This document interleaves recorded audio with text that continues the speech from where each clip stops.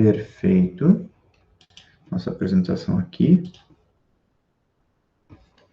Bom dia a todos, né? Nós paramos aqui nesse slide onde eu falava sobre as células residentes, né, do tecido conjuntivo propriamente dito, e a última que eu citei foram os mastócitos, e aqui demonstrando um exemplo de uma reação alérgica localizada, que a gente chama de alergia à picada, né? Reação de hipersensibilidade à picada de inseto, onde proteínas da saliva de insetos podem instigar um processo de degranulação dos mastócitos, que estão essas células de defesa, e essa degranulação dos mastócitos leva a uma vasodilatação na região e a um edema, aquilo que a gente fala, olha, está inchado, né, o edema, que eu já expliquei para vocês que o edema é o quê? O aumento do líquido no espaço, né, extravascular, né, naquele espaço que a gente chama da matriz. Quando a matriz extracelular tem aumentado o volume de líquido, então a substância fundamental ela fica com uma quantidade maior do que o normal de líquido,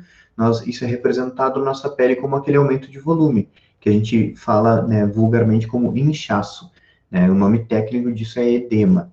E uma das formas de edema, uma das 4 formas de edema, é justamente o aumento da permeabilidade vascular em situações de inflamação, que é o caso aqui da reação de hipersensibilidade à picada de insetos. Depois dos mastócitos, aqui a última, eu achei que eu já tinha falado de adipócitos, essa sim é a última célula residente que a gente pode encontrar. Então, o tecido adiposo, ele é um tecido conjuntivo especial, mas ele também está presente no meio do tecido conjuntivo propriamente dito, em pequenas quantidades. E quando ele está ali no meio, ele segue sendo tecido adiposo, mas ele também é uma célula residente daquele tecido, porque é uma reserva energética que fica localizada ali para que, numa necessidade, aquelas células tenham um aporte também de energia mais próximo, né? E os adipócitos são essas células aqui, então eu vou falar de tecido adiposo aqui já, e não vou incluir ele na parte de tecidos especiais depois que eu vou gravar para vocês, eu já deixo gravado aqui. Então, o resumo de tecido conjuntivo adiposo. Eu posso abordar lá também, mas o tecido conjuntivo adiposo, ele tem função, né? Tem dois tipos, né? O tecido adiposo, que a gente chama de unilocular, né? E o tecido adiposo, que a gente chama de multilocular. O tecido unilocular é esse que a gente vê aqui nessa imagem, porque tem apenas uma grande gotícula de gordura que a gente vê. Na verdade, a gente vê o espaço onde estavam a gordura, tá? E esse espaço é um único espaço no citoplasma que ele coloca o núcleo da célula na periferia, de tanta gordura que é acumulada aqui dentro. Então, aqui, esse tipo unilocular serve para reserva energética, né? Ele produz hormônios, ele produz citocinas inflamatórias, né? Ele tem aquela função de absorção de impactos, tem a função de isolamento térmico, né? Mas a principal função desse tecido aqui é a reserva energética. Mas todas essas funções também são inerentes a esse tecido. Unilocular. O multilocular, o que acontece? Onde aqui tem apenas um grande espaço vazio no citoplasma, teriam, assim, centenas ou então dezenas de pequenas gotículas, né, representadas de pequenas vesículas aqui dentro. Né? E o núcleo não é na periferia, ele é centralizado ou próximo ao centro, e a célula é menor. E ele tem uma aparência mais, na macroscopia, a olho nu, mais marrom avermelhada. Esse tecido que a gente chama de tecido gorduroso multilocular, ele é o que a gente encontra naqueles animais que hibernam, né, nos ursos, né, porque ele não tem a função de reserva energética, mas ele tem a função de produção de energia térmica para aquecer. Né? Então, nos recém-nascidos, né, mamíferos em geral, a gente encontra também esse tecido conjuntivo especial chamado tecido adiposo multilocular. Esse tecido adiposo multilocular, então, serve para transformar aquele triglicerídeo que é armazenado ali, não em nova fonte de energia, em glicose, mas sim em energia térmica para aquecer o recém-nascido. Então, o bebê tem isso, né? Todos os bebês, né? Então, o potrinho, a vaca, o porquinho, o cachorrinho, o gatinho, nós temos esse tecido adiposo multilocular. Depois, quando a gente fica adulto, ele vai sumindo do nosso organismo e a gente mantém apenas o tecido adiposo unilocular, que é esse aqui, que é a reserva energética.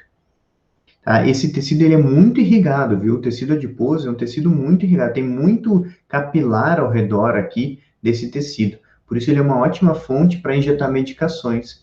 Por isso se usa muito medicações que a gente chama de, né, hipodérmicas. Então é a agulha aquela chama é a agulha hipodérmica justamente por isso, porque ela alcança a região da hipoderme, que é abaixo da pele, que é rica em adipócitos. E aí, como é rica em adipócitos, tem uma vascularização bem rica ali na região e absorve rapidamente os medicamentos.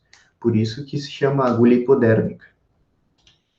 E aqui são as células que são as transientes, que são os demais, aquelas que não estão presentes no tecido conjuntivo propriamente dito, mas que podem ser encontradas em situações patológicas, né, em situações onde a gente tem uma liberação local de citocinas atrativas, a gente chama de quimiocinas, que atraem as células, que elas saem de dentro dos vasos para chegar até aquela localização com uma função específica, que ela é geralmente de ou corrigir uma lesão bacteriana ou fúngica ou mesmo traumática, um corte, uma queimadura, congelamento. Se tiver alguma célula morta ali, é uma situação também que pode atrair, né, essas células de defesa para o tecido conjuntivo propriamente dito.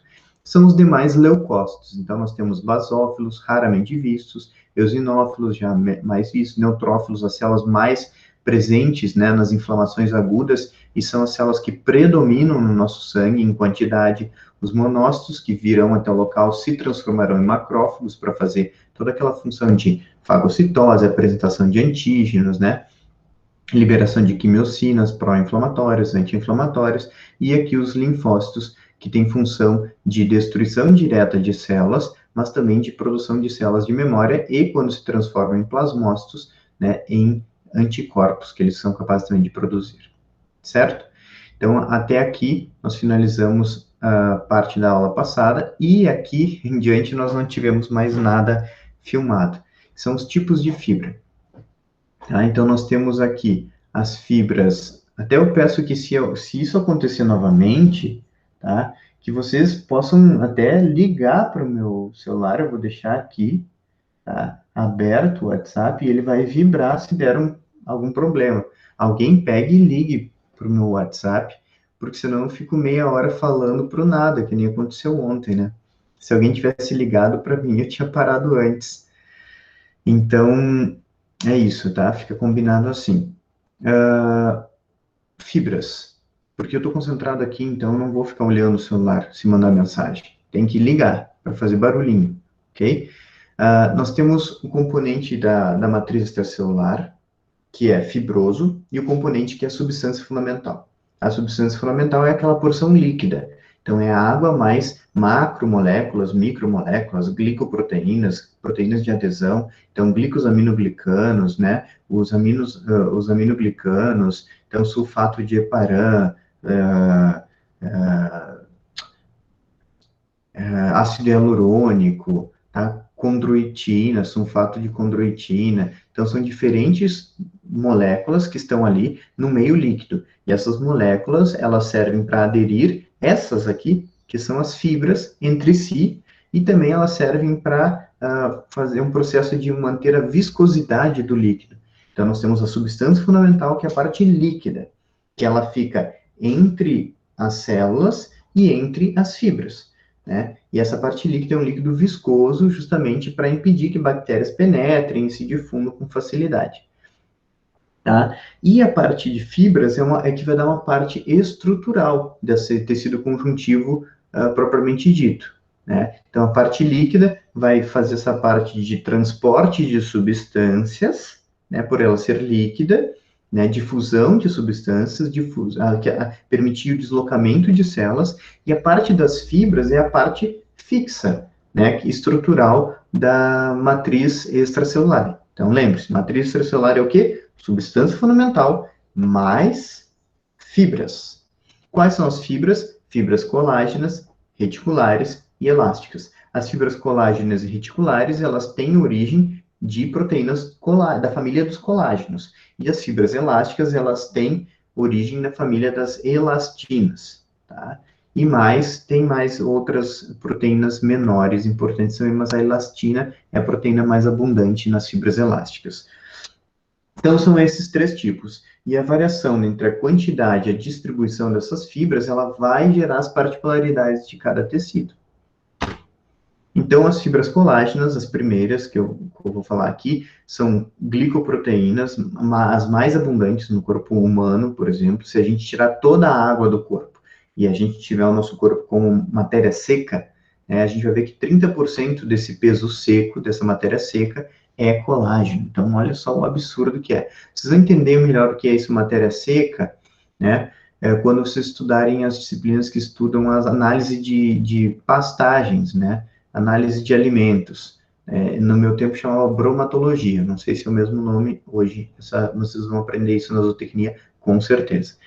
Então, é uma família de 28 proteínas, compostas, então, por 3 cadeias, então, cada fibrila colágena, né, depois um conjunto de fibrilas vai formar a fibra, cada fibrila, ela tem 3 cadeias, então, 2 cadeias alfa 1 e uma cadeia alfa 2, tá? E essas fibras de colágenas, elas são produzidas, a produção delas é feita por diferentes células, dependendo do tecido. Então, nós temos fibroblastos, que vão produzir na pele, por exemplo, vamos ter o condroblasto, o fibroblasto vai produzir na pele, vai produzir na cápsula dos órgãos, né, vai produzir em vários locais. O condroblasto, que vai produzir as fibras colágenas na cartilagem, o osteoblasto, que vai produzir as fibras colágenas no osso. Sim, o osso tem colágeno, né? O osso, ele tem muito colágeno do tipo 1, né, que vai fazer o papel de, inclusive, organizar a forma como esse osso depois vai ficar, a partir das fibras colágenas. Ele forma, digamos, uma matriz, e depois essa matriz, ela é mineralizada. Então, as fibras colágenas no osso são importantes para isso, para dar o direcionamento de como a matriz vai se organizar, né, especialmente no osso compacto, que é uma organização em forma de lamelas. As fibras musculares, ao redor delas, tem fibras colágenas. Então, as fibras musculares têm essa capacidade de produzir ali colágeno, né, as fibras musculares. E algumas células epiteliais, em especial células mioepiteliais também, e também tem, como é que é o nome daquela célula? Bom, eu vou lembrar depois. Tem outras células epiteliais que também podem produzir colágeno, tá? De acordo com o tecido, eu vou lembrando. Alguns fatores estimulam a proliferação do colágeno nos tecidos, como o TGF-beta, que é o fator de crescimento, né, beta-tumoral, e o fator de crescimento derivado de plaquetas também. Então, por quê? Peguem um exemplo. Eu tenho um corte. Eu cortei minha pele, né? Quando eu cortei minha pele, vem ali um monte de plaqueta para fazer o tampão plaquetário primário, aí depois vem o tampão plaquetário secundário, que é quando há a cascata da coagulação, e aí o fibrinogênio se transforma em fibrina e adere fortemente essas plaquetas entre si, com um monte de células ali no meio também. Essas plaquetas liberam fatores de crescimento que estimulam que os fibroblastos que estão na região proliferem. E por que é importante que eles proliferem? Porque eu tive um corte, eu tive um dano, eu tive uma lesão ali. Pode ser também no caso de uma lesão necrótica, de uma lesão inflamatória, né? Eu tenho algum nível de extravasamento de células ali, né, do sangue. E isso é importante porque os fibroblastos fazem parte da cicatrização. Então, os fatores plaquetários, as plaquetas estão envolvidas nesse processo, eles estimulam o fibroblasto a produzir colágeno, o que vai ser importante para a cicatrização, formação da cicatriz. E, por outro lado, o cortisol, né, que é um hormônio produzido na adrenal. Esse hormônio é um hormônio anti-inflamatório, que atua em todo o organismo. E uma das funções que ele tem é inibir a produção do colágeno, justamente porque ele é anti-inflamatório e o colágeno ele é estimulado em processos inflamatórios de defesa, restauração, cicatrização. Tá? As fibras colágenas, então aqui está representada, né, uma molécula composta então por 2 subunidades alfa 1 e uma unidade alfa 2. tá? Que formam essa subunidade do colágeno, que é formada por 3 cadeias.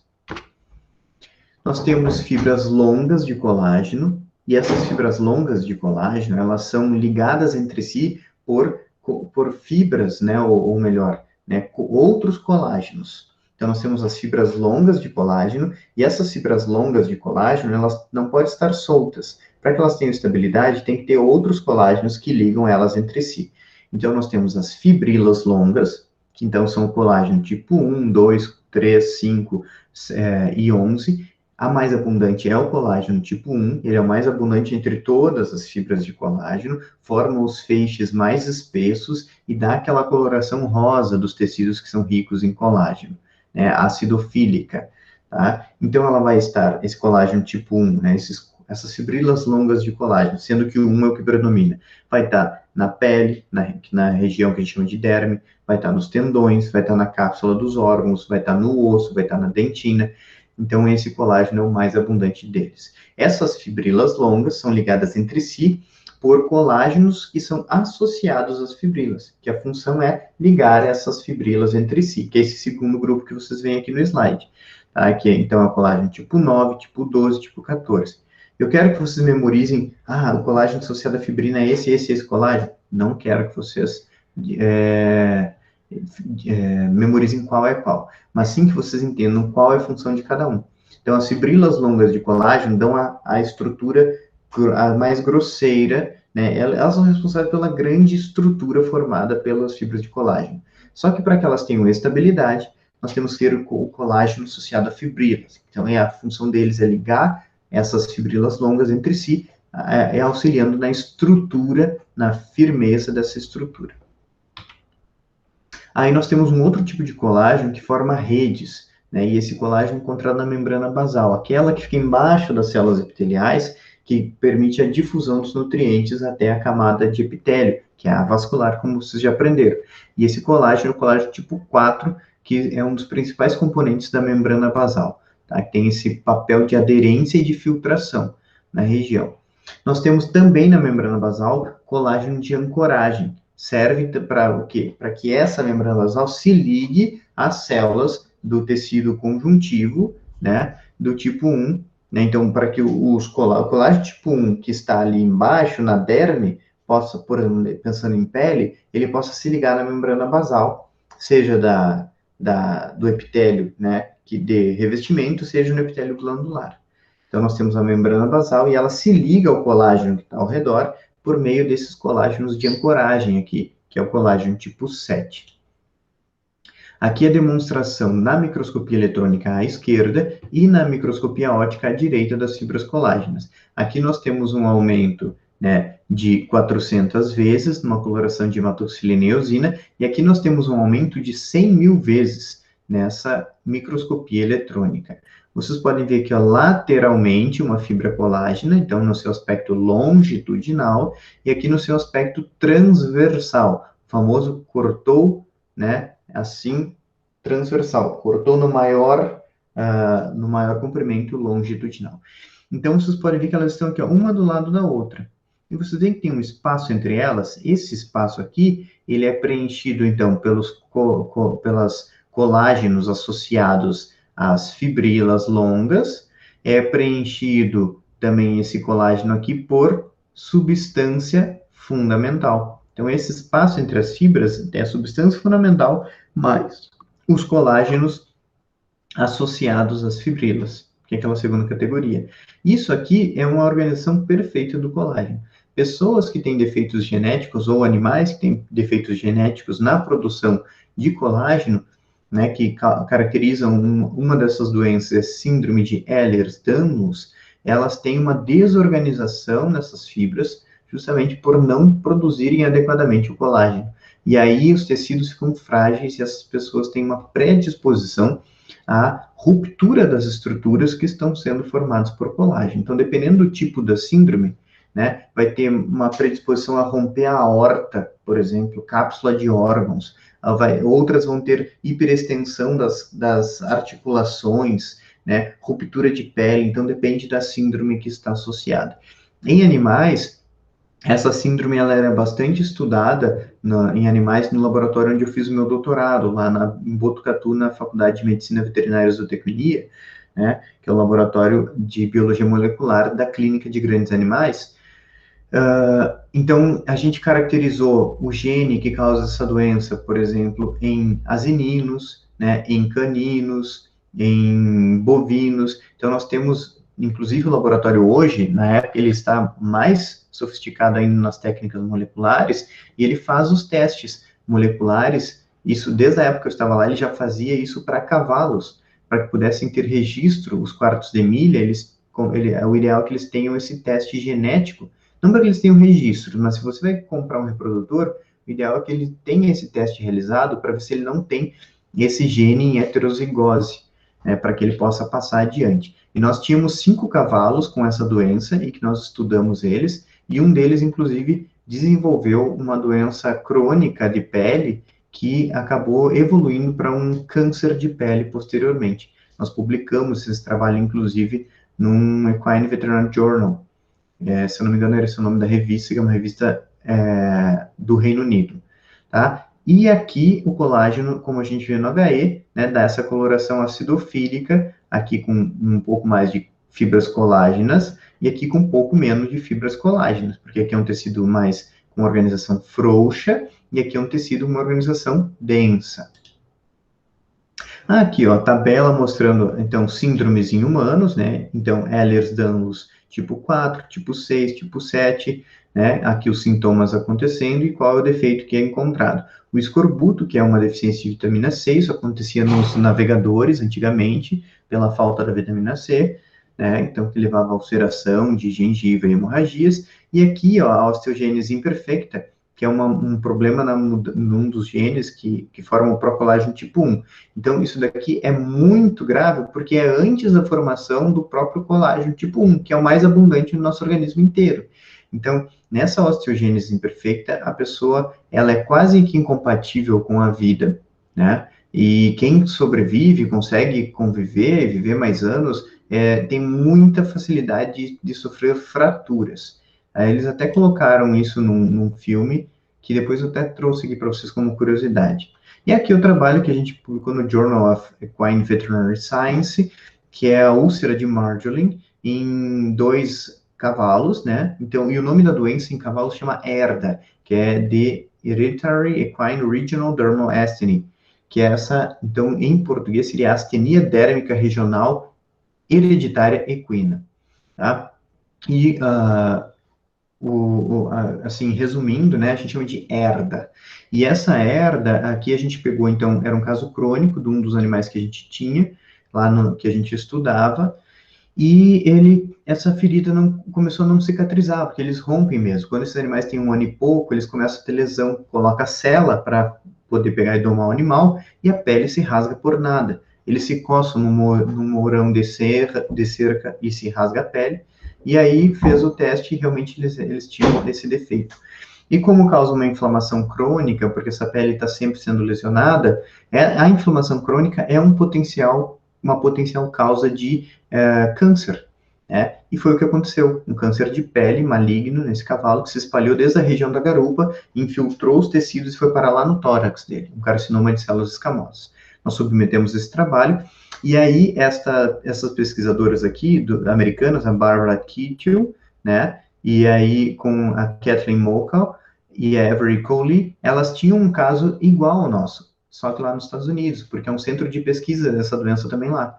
E aí, quando ela recebeu para relatar esse caso, ela entrou em contato com o editor e disse assim, olha, com o editor da revista, disse, eu também tenho um caso, poderia sugerir aos autores que nós juntássemos nossos dados e publicássemos apenas um relato único, onde, né, teriam 2 casos e nós poderíamos comparar, inclusive, os achados, isso daria mais peso ao caso. E aí, sim, eles sugeriram a nós aceitamos e aqui está o trabalho. Um trabalho bem legal que nós publicamos nesta revista aqui. E depois tem toda a série de trabalhos da parte molecular dessas doenças em diferentes espécies. Tem canino, tem ovino, tem bovino, tem cavalo e tem asinino.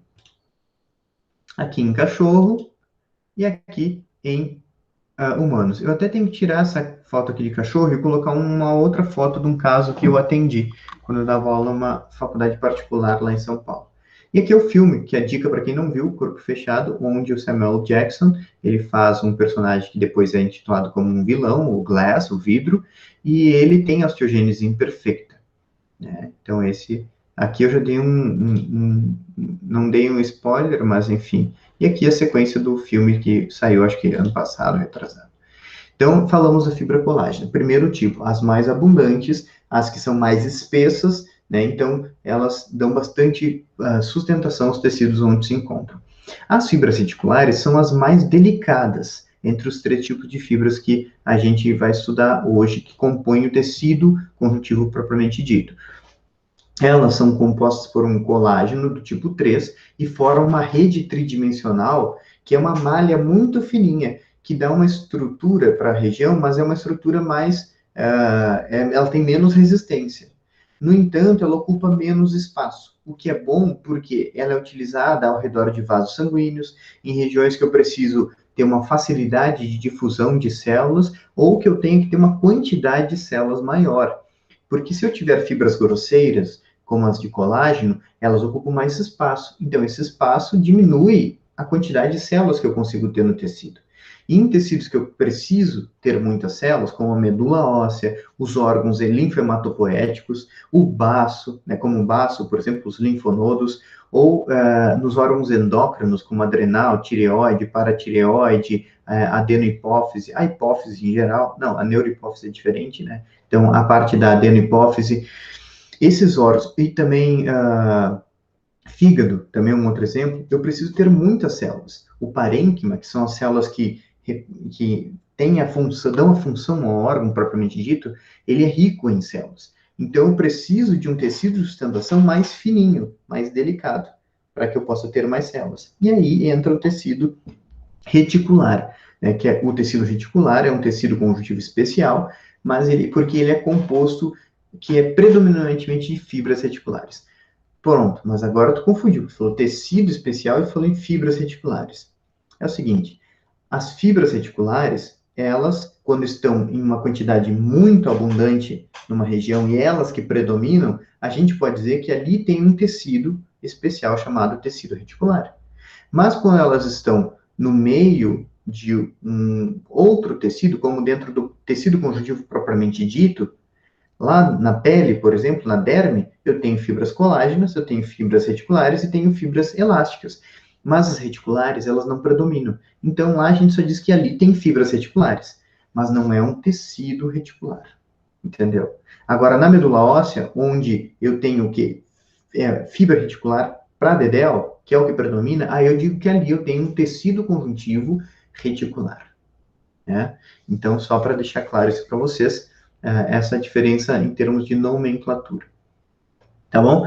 Essas fibras, elas são fininhas e não se coram no HE, mas se eu fizer, por exemplo, uma coloração com prata, com PAS, com ouro, eu consigo corar essas fibras, como eu vou mostrar umas imagens adiante. Ela está presente também na membrana basal, né, na parte da lâmina reticular. Lembra que nós temos na membrana basal duas regiões, a lâmina reticular e a lâmina basal. Tá? E ela está presente, então, ao redor de pequenos vasos, ao redor dos adipócitos, porque vocês viram que os adipócitos tomam conta de quase tudo. Então, ao redor dos adipócitos, eu tenho o quê? Capilares e fibras reticulares, porque é um tecido conjuntivo frouxo. Ao redor de nervos, ao redor de músculo liso, nós temos fibras reticulares. E nos órgãos, como eu falei, órgãos linfematopoéticos, e fígado e órgãos endócrinos, aí eu tenho tanta fibra reticular que lá eu chamo de tecido reticular. Tá? Então, o que é isso aqui? Ó? É um tecido reticular. São centenas, é o predomínio de fibras reticulares. Então, a gente vê aqui coradas em preto, numa coloração de prata, né? Então, aqui um linfonodo e aqui um órgão linfóide chamado adrenal. As fibras elásticas, elas são um pouco maiores que as fibras reticulares e bem menores, muito menores que as fibras colágenas. E a função das fibras elásticas, como o nome diz, é o que? Dar elasticidade aos tecidos. Tá? E essas fibras elásticas, olha só como é tudo muito intuitivo. Fibras elásticas dão elasticidade. Qual é a principal proteína que tem aqui? Elastina. tá? E a gente vê ela corada no HE, em alguns casos, ela cora muito fraco no HE, e é difícil de ver. Mas quando a gente coloca, quando ela está em grande quantidade, a fibra elástica, como é o caso aqui das artérias elásticas, elas podem ser vistas no HE, como eu vejo aqui, ó. Essa estrutura rosa, que parece uma onda aqui, ó, né, é um tecido conjuntivo que está em grande quantidade aqui, essas fibras elásticas, que a gente passa a chamar de tecido conjuntivo elástico, tá? Porque a gente consegue ver no HE, inclusive, pela grande quantidade. E nesse caso aqui, não tem fibroblasto. Então, quem produz as fibras elásticas aqui? As fibras musculares lisas, porque a parede do vaso é composta por musculatura, a maior parte, né, das grandes artérias. E essas fibras musculares lisas aqui, né, que são os leiomiócitos, elas produzem as fibras elásticas aqui, tá? Então, que são organizadas nessas ondinhas rosas. A gente consegue ver no HE. Na maioria dos tecidos, a gente não consegue ver, como é o caso do mesentério e o caso da derme. Serve para dar a elasticidade da nossa pele para que ela não rompa, né? Já que a nossa pele, ó, tô fazendo isso aqui, ela tá sofrendo um monte de traumas. Eu posso fazer isso aqui, ela não rompe, tá? Conforme a gente vai envelhecendo, a nossa pele fica menos hidratada, a produção de fibras elásticas, colágenos reticulares fica prejudicada, a gente vai envelhecendo, e aí a nossa pele também perde a elasticidade com o tempo. Por isso, se a gente pegar, por exemplo, a pele de uma pessoa bem idosa, parece um papel de tão fininha que é. Tá? E isso, claro, pode ser, tem um componente genético envolvido, mas também vai muito de como essa pessoa ela leva o estilo de vida dela, né? Com uma nutrição adequada, se ela é uma pessoa que não bebe ou bebe quase nunca, se é uma pessoa que não fuma, se é uma pessoa que não tem estresse, né? Uma pessoa que consegue levar uma vida equilibrada, a tendência é que a pele dela siga melhor também por mais tempo, com os limites genéticos de cada um, né? Lógico, né? Pessoas afrodescendentes tendem a ter a pele com uma qualidade melhor por mais tempo, né? É uma característica genética, tá? Então, aqui, ó, agora já pessoas brancas, com a pele caucasiana, quanto mais branco for, antes envelhece a pele, tá? Bom, você vê aqui, então, as fibras elásticas são essas fibras fininhas aqui, tá? É uma coloração de hematoxilina com orceína. E essas grosseiras, que fizeram um rosão aqui no fundo, só para você ter uma ideia de comparação de tamanho, são as fibras colágenas, do colágeno tipo 1. Olha como ela é muito mais espessa que a fibra elástica, que é essa fininha aqui, ó. E a colágena é essa do fundo aqui, ó, rosona, tá? Essa aqui isso aqui é mesentério.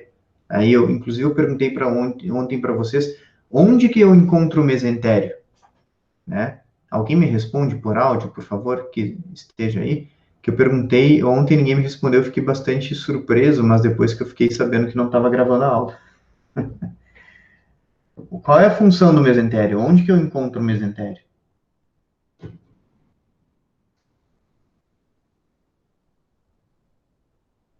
E aí, ninguém vai responder? Não está gravando a aula hoje? Vocês me escutam? Alô?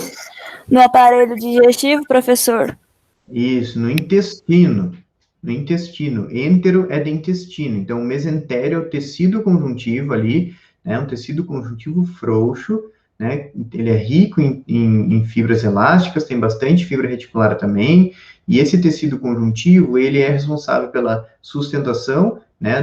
Pela ligação do intestino e, especialmente, pela nutrição, né? Porque por meio do Professor, desculpa te interromper, porque eu não escutei o que o senhor falou, que a minha internet tá ruim. O que o senhor perguntou? agora eu já respondi, estou respondendo já.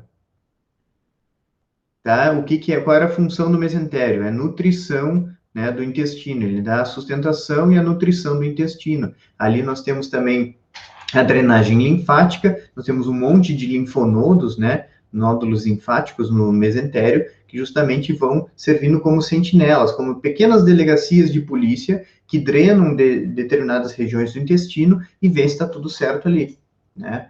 Então, eles drenam ali a parte da linfa do intestino e verificam se está tudo certo, ou se eu tenho uma inflamação ou se está tudo certo ali. Tá? Então, aqui o mesentério representado para vocês, e aqui a pele mostrando, então, na coloração aqui pela fucsinaldeíno, aldeído, né, mostrando aqui as fibras elásticas coradas nesta pele. Professor, Oi.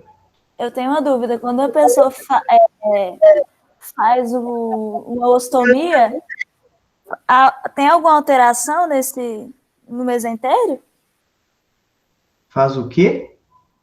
Ostomia, aquela cirurgia que ela põe uma bolsinha assim.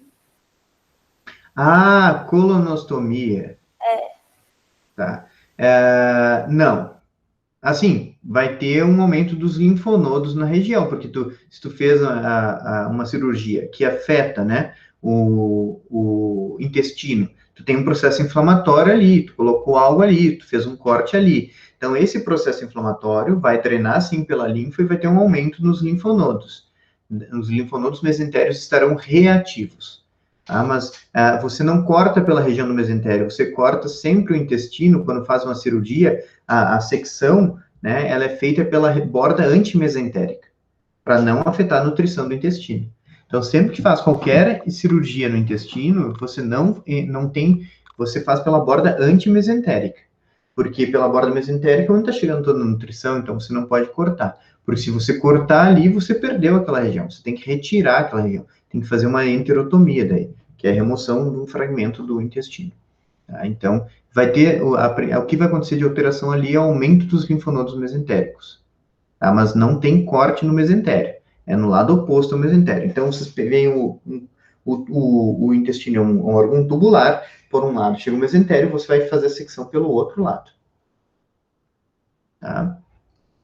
E as fibras elásticas, então, como eu falei, a proteína principal é a elastina, com mais uma série de microfibrilas, onde o destaque é a glicoproteína chamada fibrilina. Tá? As fibras elásticas são produzidas por células musculares lisas, como eu mostrei para vocês nas grandes artérias, mas também por fibroblastos. Tá? Os fibroblastos são, na pele vai ser fibroblasto, no mesentério vai ser fibroblasto, mas lá nas grandes artérias são as células musculares lisas, também chamadas como leiomiócitos. Tá? Entre essas fibras colágenas, né, vai estar as fibras elásticas, dando essa resistência à tração, essa elasticidade ao tecido. Já falei isso aqui, cora pouco no HE, ficam muito pretas na coloração de Gomori. Também pode corar essas fibras elásticas com Weger, fica também uma coloração bem bonita de se ver as fibras elásticas também. A gente vai encontrar elas, então, no mesentério, nas artérias elásticas, nos ligamentos, nas cartilagens elásticas, como diz o nome, nos pulmões, porque eu preciso, né, que o pulmão faça aquele movimento de, né, entrada e saída do ar, então... Por que não rompe? Porque eu tenho elasticidade nesse órgão, e a elasticidade se dá pela produção da elastina, a principal componente das fibras elásticas. Na bexiga também, porque a bexiga, né, tem uma grande distensão, ela pode estar bem vazia ou muito cheia, então tem que ter essa capacidade também de elasticidade. E por último, para terminar, então nós falamos das três fibras colágenas, as maiores, fibras reticulares, as menores, fibras elásticas, as intermediárias. Fibras colágenas, uma grande função estrutural, né, fibras mais grossas, mais espessas, diferentes tipos de fibras, as fibras longas, as fibras que ligam as fibras longas entre si, as fibras de ancoragem, né, as fibras da membrana basal, e aí nós temos diferentes, são 28 tipos de colágenos diferentes. E aí nós temos as fibras reticulares, que formam aquela cadeia tridimensional bem delicada, né, que a gente vê nos órgãos linfematopoéticos, nos órgãos endócrinos, no fígado, na medula óssea, bom, já falei, linfematopoético, e também ao redor de pequenos vasos a gente encontra esse tecido reticular. E as fibras elásticas que dão elasticidade, a principal proteína é a elastina, né? E que a gente encontra também em ligamentos, em diferentes tecidos, como a gente acabou de falar. E entre essas fibras todas, a substância fundamental, que é água, mais uma série de proteínas, glicosaminoglicanos, proteoglicanos, glicoproteínas de adesão, que são secretados pelos fibroblastos e dão a viscosidade a esse líquido, né, que vai preencher os espaços entre as células e as fibras de tecido produzidas, né, no tecido conjuntivo. Tá? É importante pela ligação de fatores, né, pela transporte de fatores, transporte de células, transporte de oxigênio, de nutrientes de forma geral, difusão desses nutrientes, justamente porque ela é viscosa, ela é aquosa, né? Mas é uma água mais espessa, mais viscosa. Justamente uma das proteínas que é importante para essa viscosidade é o ácido hialurônico. Essa viscosidade também ajuda, além de tudo, que bactérias que, por exemplo, penetrem no nosso organismo, elas não consigam se espalhar rapidamente. Elas têm uma dificuldade por ser um líquido viscoso e não um líquido aquoso, tá? E dentre essas famílias, né, de proteínas e glicoproteínas, os glicosaminoglicanos são abundantes nessa substância fundamental, e aqui eu trouxe alguns exemplos. Ácido hialurônico, vocês já devem ter visto, principalmente aí as meninas, né, os tratamentos de pele com ácido hialurônico, o sulfato de condroitina, para quem já teve uma lesão de cartilagem articular, às vezes o médico já recomendou, ou mesmo o médico veterinário, se tem um cavalo com lesão articular, ele receita sulfato de condroitina. Eu acho que não funciona, mas eu teria que ler mais, porque a minha leitura está desatualizada com relação a isso, mas eu gostaria de entender, que me explicassem como seria possível que isso funcionasse. Né, o animal ingeriu algo que a sua célula vai produzir lá no final, ter que absorver, passar por um monte de processos. Eu acho que é muito mais paliativo. Esse nem é paliativo, ele é muito... a palavra não é paliativa, que eu queria falar. Ele ainda é um tratamento empírico. Ele precisaria de mais estudos, né? Mas as pessoas mal não faz, é o que dizem. Mas às vezes está gastando dinheiro com algo que também não ajuda. E eu não quero que vocês memorizem quais são o sulfato de parana, a heparina, sulfato de queratana. Não quero que vocês memorizem isso. Só quero que vocês entendam que a substância fundamental, ela é rica em uma série de glicosaminoglicanos, proteoglicanos, glicoproteínas de adesão, que estão imersos em um componente líquido, aquoso. E elas tornam essa água mais viscosa. Então, a substância fundamental, ela é um líquido viscoso, que impede que algumas bactérias possam, por exemplo, não só bactérias, né, micro-organismos penetrem e se espalhem de forma rápida, e ao mesmo tempo, como ele ainda mantém a capacidade de difusão de células, nutrientes, oxigênio, né, e ligação de uma série de fatores de crescimento, por exemplo. Tá? Então, é isso que eu quero trazer para vocês. Aqui um exemplo do ácido hialurônico, ó, que algumas bactérias do então, Staphylococcus aureus, elas estão presentes em bastante quantidade na pele, né? Staphylococcus, elas produzem hialuronidase, que é uma enzima que destrói o ácido hialurônico, então torna a substância fundamental mais líquida, né? E aí, com isso, facilita que as bactérias possam, então, se espalhar nos tecidos que elas acabam infectando. E aqui, o edema, né, que é um outro conceito que eu trago para vocês, o edema é algo patológico, não é algo fisiológico. Então, ele acontece por 4 causas, o edema. Tá? Que isso vocês estudam, vocês não é fruto do estudo aqui, mas eu quero que vocês entendam, porque em algum momento vocês vão ver, esse animal está com inchaço. Esse inchaço, né, é um nome coloquial. Então, vocês vão falar agora, ele está com edema. Esse edema, ele pode acontecer porque tem uma inflamação na região, então um aumento, né, da permeabilidade vascular, então é a primeira causa de edema. Uma diminuição na proteína que tem na pressão oncótica, né, que é quem dá essa pressão oncótica dentro do vaso sanguíneo são as proteínas, principalmente a albumina.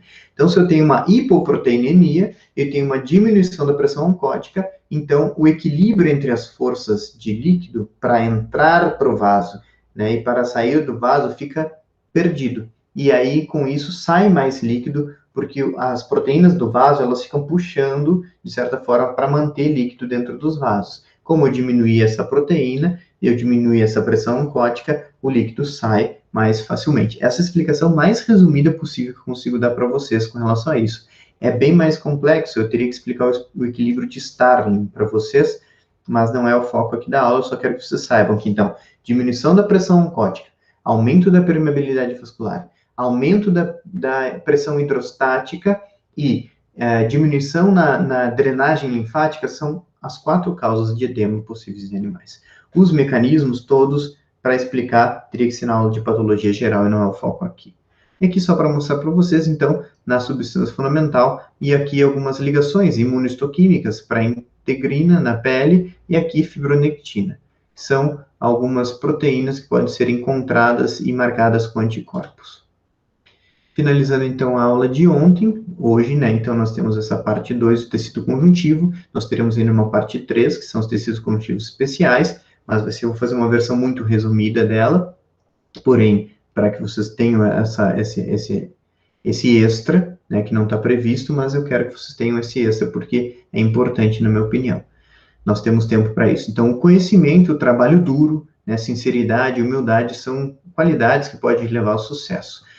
Por outro lado, o ego, né, que é um grande problema, que atrapalha muito as pessoas a crescerem, né, egoísmo, né, aqui inveja, né, também, aqui, você ser uma pessoa que é mesquinha, né, uma pessoa que, pobre de espírito, né, então tem várias formas de eu pegar, ou que trapaça, também desonesta, né, uma pessoa, ou preguiçosa, então são outras características que podem lhe afastar do sucesso. Então, você pode utilizar de algumas ferramentas dessas e achar que está indo muito bem e tomar alguns atalhos, mas você vai cair do cavalo no final.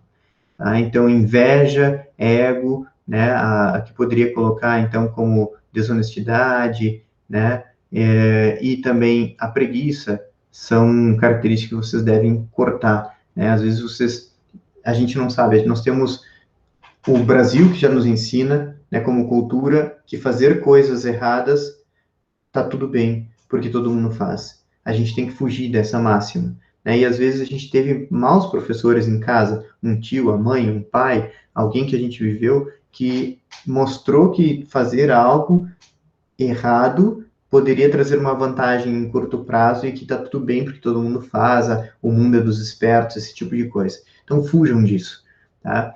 Com o tempo, vocês vão entender que trabalho duro, sinceridade, a humildade de dizer assim, pô, não sei, mas eu vou estudar e vou procurar, mas ao invés de tentar engambelar as pessoas, né, é muito melhor do que tomar outro rumo, porque a gente tem que viver num mundo bom, e o mundo bom que a gente quer viver, ele tem que ser feito por nós também. Então, se a gente não for um exemplo para o mundo que a gente quer, a gente nada mais é do que um bando de hipócritas. Então, se eu quero um mundo honesto, eu tenho que ser honesto. Se eu quero um mundo correto, independente que algumas pessoas não vão ser, eu tenho que ser. Né? Para dar exemplo para meus filhos, para as pessoas que eu vivo ao redor, né? E aí sim, né, eu poder tentar fazer o mundo melhor a partir de mim. Então, esse é o recado final da aula de hoje, né? Não, até me estendi demais. E era isso, pessoal.